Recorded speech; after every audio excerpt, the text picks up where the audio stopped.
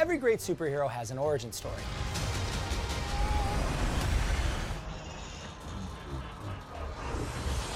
And so does every great superhero studio.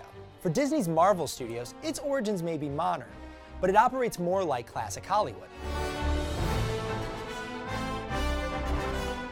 There's never been anything quite like this in terms of getting back to a bona fide studio system. That's Thomas Schatz, author of this book. He says 3 key elements of the old studio system are very bright head of production, who's a hands-on producer, a regulated, carefully controlled production process, and intellectual property. Marvel checks all 3. First, you have Kevin Feige, the president of Marvel Studios. Think of him like Nick Fury, assembling the Avengers. I'm here to talk to you about the Avenger Initiative. I do think the success of Marvel, without question, can be traced to Kevin Feige taking over production. Makes sense. It's a model of efficiency, and it's an effort to regulate the production process in a way that contemporary Hollywood is fundamentally incapable of doing. Old Hollywood essentially pumped out movies on an assembly line model. Feige replicates this by breaking up the movies into phases, and he doesn't miss his deadlines. He handles the big picture plans. Look at the big picture. How can things relate across movies? As well as the minutiae of each film and character.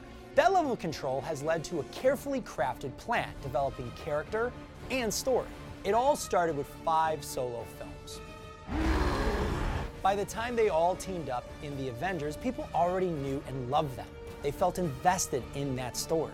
He's a friend from work. Every single Marvel movie has debuted at #1 at the box office. That's brought in billions and billions of dollars worldwide. Oh, yeah. The studios even turned films about characters you've never heard of into mega hits. Who? Star-Lord, man. Legendary outlaw. Guys? For Marvel, it's more about the brand than the star or even the character. Anyone else?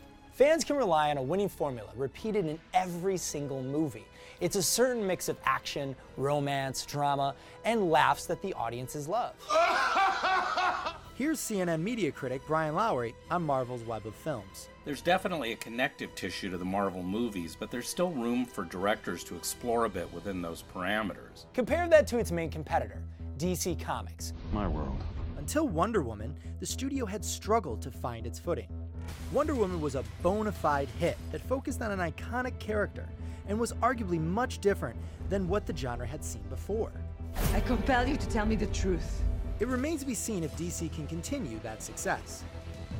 Marvel keeps its fans coming back by sprinkling in different genres into its lineup. It has done everything from political thrillers to heist films, But he's my friend. to even family dramas. But just like old Hollywood, these variations can stray just a bit too far from the Marvel style. For example, director Edgar Wright eventually dropped out of Ant-Man over different visions for the film. Wasn't my idea.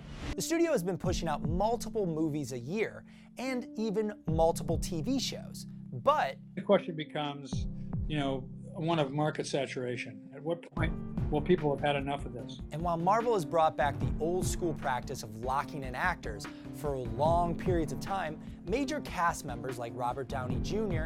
and Chris Evans can't take on Hydra forever. They need a timeout. Regardless, what Disney and Marvel Studios has done is nothing less than assemble one of the most successful superhuman studios in this or any era of Hollywood.